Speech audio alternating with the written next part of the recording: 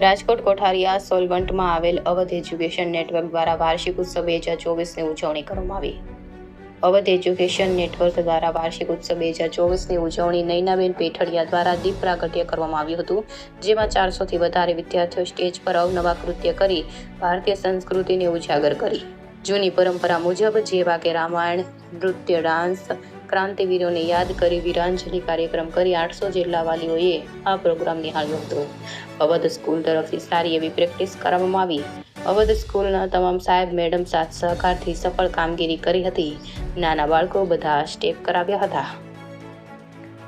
ભરત ભરડવા સાથે રોહિત પોજાણી, રાજકોટ.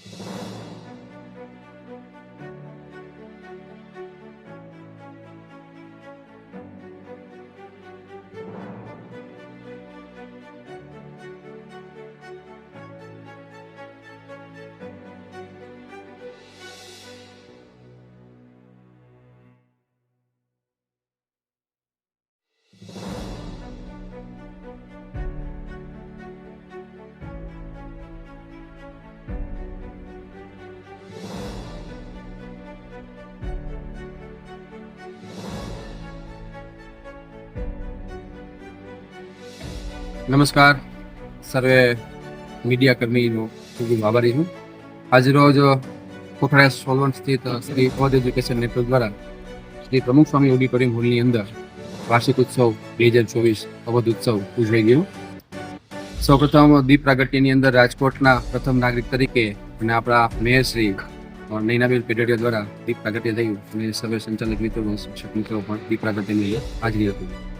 આશરે 450થી પણ વધારે વિદ્યાર્થીઓએ આ સ્ટેજ ઉપર પરફોર્મ કરી અવનવા કૃતિઓ રજૂ કરી અને ભારતીય સંસ્કૃતિને ઉજાગર કરી છે.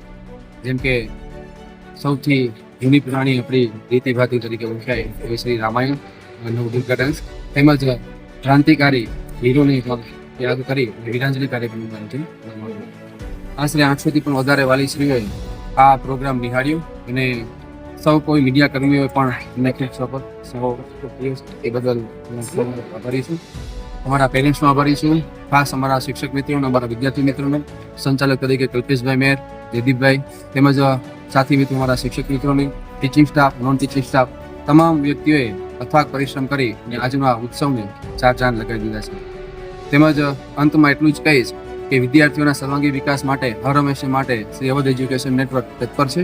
કાયમની માટે વિદ્યાર્થીઓને માત્ર શિક્ષણ જ નહીં, પરંતુ શિક્ષણથી વધારે અલગ કંઈક પરિભાષામાં બાળકોનો વિકાસ થાય એવા સતત પ્રયત્ન કરતા આવ્યા છીએ અને કરવાના પણ છીએ. આજરોજ અવધ એજ્યુકેશન નેટવર્ક માત્ર કોઠારિયા સોલવંટમાં જ નહીં, પરંતુ પડદરી જેવા તાલુકાની અંદર પણ સ્થાપિત થઈ ચૂકી છે. રાજકોટ, મોરબી અને પડદરી જેવા પણ વિસ્તારોની અંદર અમે અમારું શિક્ષણની કાર્યપ્રણાલી ફેલાવતા રહ્યા છીએ. Thank you.